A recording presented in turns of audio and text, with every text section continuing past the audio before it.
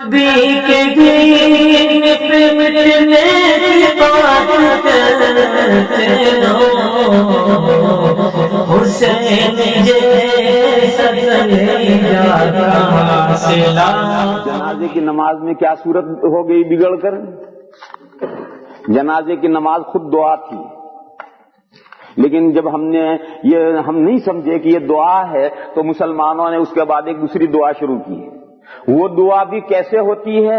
ایک مجمع کھڑا ہے، امام صاحب زور سے جہرن دعا کرتے ہیں اور انہوں نے قرآن کریم کے سارے ربنا یاد کر رکھے ہیں، اور امام صاحب بھی سمجھتے نہیں ہیں کہ میں کیا مانگ رہا ہے، اور جب تک وہ سارے ربنا ختم نہیں ہوں گے سب ہاتھ نہیں پھرے گا، اور سب لوگ آمین کہاں کہیں گے؟ جہاں امام صاحب کا سانس ٹوٹا، چاہے موقع ہو یا نہ موقع ہو، بس وہاں سب جگہ آمین کہیں گے۔ دیکھو میرے بھائیو، جو چیز تھی یوں رسمیں بن گئی اور روح ختم ہو گئی، یوں رسمیں ختم ہو گئی اور روح ختم ہو گئی۔ تو جنازہ ایک دعا تھی، اس کو یوں سمجھے نہیں، اس کے بعد جو دعا نکلی اس دعا کو بھی ایک رسم بنا دیا۔ حالانکہ اصل جو اسلام کے جو طریقہ تھا وہ کیا تھا کہ جنازے کی نماز ادا کرو، یہی میت کے لیے دعا ہے، کمپلیٹ دعا، کمپلیٹ دعا ہے۔ پھر اس کے بعد کیا کرنا ہے؟ اس کے بعد جنازہ اٹھاؤ، قبرستان جاؤ، قبرستان میں میت کو قبر میں رکھ کر سب قبر بند ہو جائے۔ تو حضور ابو داؤد شریف میں حدیث ہے، حضور اکرم صلی اللہ تعالی علیہ وسلم نے ایک موقع پر قبرستان میں جب میت کو دفن کر کے قبر بند ہو گئی تو حضور نے تمام صحابہ سے یہ فرمایا کہ صلوا لأخیکم التثبیت فإنہ الآن یسأل۔ استغفروا لأخیکم، یہ جملہ بھی ہے، استغفروا لأخیکم وصلوا لہ التثبیت فإنہ الآن یسأل۔ حضور نے فرمایا اپنے بھائی کے لیے مغفرت طلب کرو، بخشش طلب کرو، اور خاص طور پر یہ دعا مانگو کہ اب اس میت سے جو سوال جو جواب ہونے ہیں ان سوال جواب میں اللہ تعالیٰ اس کو صحیح جواب دینے کی توفیق عطا فرمائے۔ کیوں؟ حضور نے فرمایا کہ یہ میت اب یعنی یہاں سے ہمارے ہٹتے ہی جو ہی ہم یہاں سے ہٹیں گے کہ اس سے سوال جواب شروع ہو جائیں گے۔ فَإِنَّهُ الْآنَ يُسْأَلُ، اس میت سے بس ابھی سوال جواب شروع ہونے ہیں۔ لہذا حضور نے فرمایا کہ دو دعائیں کرو، ایک تو اپنے بھائی کے لیے گناہ کی بخشش طلب کرو، استغفروا لأخیکم، اپنے بھائی کے لیے دعائے مغفرت کرو، اور دوسری وصلوا لہ التثبیت، اور اس کے لیے تثبیت کی دعا کرو کہ جو سوال اس سے ہو اس کا صحیح جواب دینے کی اللہ اسے توفیق عطا فرمائے، اس کے دل کو مضبوط کریں اور یہ گھبرا نہ جائے اور بالکل صحیح جواب دے، ایسی اللہ اسے توفیق عطا فرمائے، یہ دعا کرو۔ یہ حاضرین سے کہنے کا کیا مطلب؟ یہ بہت چھوٹا سا پوائنٹ ہے، اس پر غور فرمائیں، آپ حضرات بہت سمجھدار حضرات ہیں، ایک چھوٹا سا پوائنٹ ہے اس پر غور فرمائیں۔ حضور نے حاضرین میں اعلان کیا، اس اعلان کا کیا مطلب؟ اس اعلان کا مطلب یہ ہے کہ ہر آدمی اپنے دل میں دعا کرے گا، ہر آدمی اپنے دل میں دعا کرے گا، اور اگر حضور نے ہاتھ اٹھا کر کے خود دعا مانگی ہوتی تو پھر لوگوں کو تو آمین آمین کہنی ہے، انہیں یہ ہدایت کرنے کی ضرورت ہی کیا ہے کہ یہ دو دعائیں کرو، یہ کہ ہدایت کرنے کی ضرورت کیا ہے؟ حضور تو عربی جانتے ہیں، سارا مجمع عربی جانتا ہے، حضور جو دعا کریں گے اسے وہ سمجھیں گے، اس پر آمین کہیں گے، انہیں کوئی ہدایت کرنے کی ضرورت ہی نہیں ہے۔ ان کو یہ ہدایت کرنا مجمع کو کہ یہ دو دعائیں مانگو، اس کا مطلب ہے کہ سارا مجمع اپنے دل میں دعا مانگے گا، چاہے ہاتھ اٹھا کر مانگے چاہے بغیر ہاتھ اٹھا کر مانگے، یہ دعا ہے۔ بس یہ دو دعائیں سنت سے ثابت ہیں، دو، ایک تو نماز جنازہ، یہ تو نماز جنازہ خود دعا ہے، ایک تو یہ ثابت ہے، اور پھر یہ قبر بند کرنے کے بعد میں یہ دو دعائیں میت کے لیے کرنا۔ اس کے بیچ میں جتنی دعائیں بڑھا دی وہ ہم لوگوں نے بڑھا دی کہ جنازے کے بعد فوراً ایک دعا اور بڑھا دی، پھر بعض لوگوں نے کہا کہ نہیں یہ کافی نہیں ہوئی، پھر میت دفن کرنے کے بعد پھر سارا مجمع پھر وہاں بھی وہ ہاتھ اٹھا کر دعا ہے، اور ایک آدمی کچھ عربی دعائیں پڑھ رہا ہے، وہ کیا پڑھ رہا ہے وہ بھی نہیں جانتا، مجمع بھی نہیں جانتا۔ جب میت کو دفن کرنے کے بعد، قبر بند کرنے کے بعد ہم لوگ دعائیں مانگتے ہیں تو دعا مانگنے والا بھی نہیں سمجھتا کہ میں کیا دعا مانگتا ہوں، اور سننے والے بھی نہیں سمجھتے کہ کیا دعا مانگی جا رہی ہے. بس وہ سارے دعا قرآن و حدیث کے ربنا یاد کر رکھے ہیں، وہ سارے پورے ہو جائیں گے وہاں تک دعا مانگنی. پھر کچھ لوگوں نے ایک دعا اور بڑھائی کہ جب وہاں سے قبر سے ہٹو تو قبرستان کے دروازے پر جا کر 40 قدم ہٹ کر قبرستان کے دروازے پر رک کر پھر دعا مانگو.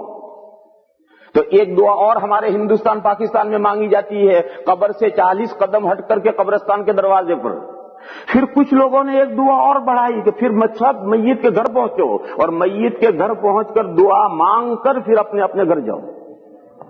یہ اتنی ساری دعائیں لوگوں نے بڑھا ڈالی اور نتیجہ کچھ نہیں، کیونکہ وہاں جو دعا ہے وہ بھی عربی میں جسے کوئی نہیں سمجھا، پھر اس کے بعد دعا وہ بھی عربی میں جسے کوئی نہیں سمجھا، یہاں دعا یہ بھی عربی میں جسے کوئی نہیں سمجھا، یہ دعا یہ بھی عربی میں جسے کوئی نہیں سمجھا، اور وہاں جا کر دعا وہ بھی عربی میں جسے کوئی نہیں سمجھا. مانگی تو کسی نے دعا ہے ہی نہیں. میرے بھائیوں، دعا وہ ہے جو آپ سچے دل سے ایک مرتبہ اپنی زبان میں اللہ سے کہنے کہ میرے مولا یہ میرے میت ہے، اس کو بخش دیجیے، اس گنہگار کو بخش دیں. بس اتنا جملہ آپ اپنے سچے دل سے کہتے ہیں، بس یہ ہے دعا. لمبی چوڑی دعا کی ضرورت نہیں ہے، آپ کے سچے دل سے یہ دعا نکلنی چاہیے کہ خدایا اس میت کو بخش. حدیث شریف میں ہے، حدیث شریف میں سرکار دو عالم صلی اللہ تعالی علیہ وسلم کا ارشاد ہے کہ جس میت کی نماز جنازہ 3 صفحے پڑھیں اور وہ سچے دل سے میت کے لیے سفارش کریں، گناہوں کی بخشش مانگیں، تو اللہ اس کی بخشش فرما دیں. ایک حدیث تو یہ ہے کہ 3 صفحے. ایک دوسری حدیث شریف کے الفاظ یہ ہیں کہ جس میت کا جنازہ 100 آدمی یا زیادہ جنازہ پڑھیں اور اس کے لیے سچے دل سے سفارش کریں اللہ سے کہ خدایا اس میت کو بخش دیجیے، تو اللہ اسے بخش دے. سچے دل سے سفارش، جھوٹے دل سے نہیں. یہ جو 3 صفحے اور 100 یا زیادہ آدمی، دونوں حدیثوں کا ایک مطلب ہے، کیونکہ عام طور پر 3 صفوں میں 100 آدمی ہوتے ہیں، ان کی 3 صفحے بنتی ہیں. اور ہمارے گجراتی بھائیوں نے جو ایکی بیکی کا مسئلہ نکالا ہے، پتہ نہیں یہاں کینیڈا میں ایکی بیکی کا مسئلہ ہے یا نہیں، برطانیہ میں برٹش میں تو یہ بہت ایکی بیکی کا مسئلہ چلا ہوا ہے گجراتیوں میں کہ تمام صفحے اوڈ ہونی چاہیے، طاق صفحے ہونی چاہیے، کہ 3 صفحے ہوں یا 5 ہوں یا 7 ہوں یا 11 ہوں یا 13 ہوں. 12 صفحے ہوں گی تو کہتے نہیں 13 کرو. یہ جو ایکی بیکی کا مسئلہ ہمارے گجراتی بھائیوں نے نکالا ہے، یہ اس حدیث شریف سے نکالا ہے، حالانکہ اس حدیث شریف کا یہ مطلب ہے ہی نہیں. 3 صفوں کا مطلب ہے اچھی خاصی تعداد، جس کا دوسری حدیث میں ذکر آیا کہ 100 یا زیادہ آدمی. یہ مطلب ہے ان 3 کا، 3 صفوں کا. اور تھوڑے ہوں مثلا 15 آدمی ہوں 15 ہوں تب بھی 3 صفحے تو بنانی چاہیے. اور یہ 3 صفحے کیوں بنانی ہے؟ اس حدیث شریف کے جو راوی صحابی ہیں وہ صحابی ایسا کرتے تھے کہ اگر کسی جنازے میں جنازہ پڑھنے والے کم ہوتے تھے تب بھی ان کو 3 صفحے بناتے تھے اور اللہ کے فضل سے امید باندھتے تھے کہ اللہ بخش دیں. تو 3 تک تو ٹھیک ہے، لیکن 3 سے آگے جتنی بھی صفحے ہو جائیں پھر ایکی بیکی اوڈ کا کوئی مسئلہ نہیں. 10 ہو جائے تو کیا ہے، 11 ہو جائے تو کیا ہے، 12 ہو جائے تو کیا ہے، 13 ہو جائے تو کیا ہے، 14 ہو جائے تو کیا ہے، آگے ایکی بیکی کا کوئی مسئلہ نہیں ہے. اور پورے دنیا میں کہیں بھی مسلمانوں میں ایکی بیکی اور یہ اوڈ کا مسئلہ نہیں چلتا، یہ ہمارے گجراتی بھائیوں میں ہی چلتا ہے. اور بعض گجراتی کتابوں میں یہ مسئلہ لکھ دیا گیا ہے. تو اس لیے اچھی طرح سے اس مسئلے کو سمجھ لو کہ دین اور شریعت وہ ہے جو ساری دنیا میں ہے، صرف گجرات میں ہے وہ دین اور شریعت نہیں. دیکھو یہ قاعدہ کلیہ سمجھاؤں، لیکن اس قاعدے کلیے کو جاری کرتے ہوئے ذرا سوچ سمجھ کر جاری کیجیے، اس لیے کہ تمام قاعدے کلیے اندھے کی لاٹھی ہوتے ہیں. اندھا لاٹھی لے کر چلتا ہے، وہ لاٹھی کہاں گرے اللہ جانے کہاں گرے.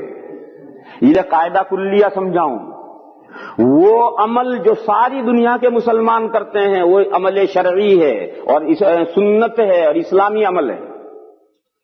اور وہ عمل جو ایریا وائز ہے، کینیڈا میں ایک عمل ہے برٹش میں اسے کوئی نہیں جانتا، ایک عمل برٹش میں ہے فرانس میں اسے کوئی نہیں جانتا، ایک عمل امریکہ کی یورپ اور امریکہ میں ہے، ایشیا میں اسے کوئی نہیں جانتا۔ ایک آدمی گجرات میں ہے، عمل ہے، راجستھان میں اور یو پی کے لوگ نہیں جانتے۔ ایک عمل یو پی میں ہے، گجرات کے لوگ نہیں جانتے۔ ایک آدمی ایک عمل ہندوستان میں ہے، برما اور رنگون والے اسے نہیں جانتے۔ ایک عمل ہندوستان میں ہے، چین میں اسے کوئی نہیں جانتا۔ یہ اسلامی عمل نہیں ہے، اس لیے کہ اسلام کا مدار دو چیزوں پر ہے، قرآن اور حدیث پر، اور قرآن اور حدیث پوری دنیا میں ہے۔ قرآن اور حدیث پوری دنیا میں یکساں پڑھے جاتے ہیں، لہذا جو اسلامی اور شرعی عمل ہیں وہ ساری دنیا میں رائج ہوں گے، اور لوگوں نے اپنی سمجھ سے جو چیزیں نکالی ہیں وہ ایریا وائز ہوں گی۔ کسی علاقے میں مرنے کے بعد میں طرح طرح کی رسمیں اور بدعات رائج ہوں گی، دوسرے علاقے والے اسے نہیں جانتے، ان کے یہاں کچھ اور چیزیں ہوں گی، تیسرے علاقے میں کچھ اور چیزیں ہوں گی۔ تو یہ قاعدہ کلی یاد رکھو کہ چونکہ اسلام کا مدار قرآن اور حدیثوں پر ہے، اور قرآن اور حدیثیں کسی خاص علاقے میں نہیں ہیں، پوری دنیا میں یکساں پھیلی ہوئی ہیں۔ قرآن بھی ساری دنیا میں ہے، حدیثیں بھی ساری دنیا میں ہیں، لہذا ساری دنیا میں مسلمانوں میں جو عمل چل رہا ہے وہ اسلامی عمل ہے، وہ سنت ہے۔ اور جو ایریا وائز عمل ہیں کہ اس علاقے کے مسلمان جان کرتے ہیں، اس علاقے میں لوگ نہیں جانتے، اس علاقے میں کرتے ہیں، اس علاقے کے لوگ اس سے بے خبر ہیں، یہ سب لوگوں کی نکالی ہوئی چیزیں ہیں، یہ قرآن و حدیث میں یہ چیزیں نہیں۔ تو اب آپ دیکھیے، آپ عرب کے کسی جنازے میں جا کر شریک ہوئیے تو آپ کو یہ دو چیزیں ملیں گی۔ نماز جنازہ، ساری دنیا میں مسلمان نماز جنازہ پڑھتے ہیں، کوئی دنیا کا ایسا خطہ نہیں ہے جہاں مسلمان نماز جنازہ نہ پڑھتے ہیں۔ معلوم ہے نماز جنازہ شرعی چیز ہے۔ پھر قبر بند کرنے کے بعد میں تھوڑی دیر کھڑے رہ کر کے اس کے لیے دعا ساری دنیا میں مسلمان کرتے ہیں، کہیں چلے جاؤ، معلوم ہے یہ بھی شرعی چیز ہے۔ اور اب باقی چیزیں ایریا وائز ہیں، جنازے کے بعد فوراً دوسری دعا، جنازے کے بعد دعا کہیں ہے کہیں نہیں۔ پھر قبرستان سے ہٹ کر کے قبرستان کے دروازے پر رک کر دعا دنیا میں کہیں ہے کہیں نہیں۔ پھر سارے لوگ میت کے گھر جائیں اور وہاں دعا کر کے منتشر ہوں، یہ دنیا میں کہیں ہے کہیں نہیں۔ تو یہ جو باتیں جو کہیں ہیں دنیا میں اور کہیں نہیں ہیں، یہ ایک موٹی سی علامت ہے اس بات کی کہ یہ قرآن و حدیث کی باتیں نہیں ہیں۔ اگر یہ قرآن و حدیث کی باتیں ہوتی تو قرآن و حدیث تو ساری دنیا میں ہے، لہذا یہ عمل ساری دنیا میں ہونا چاہیے۔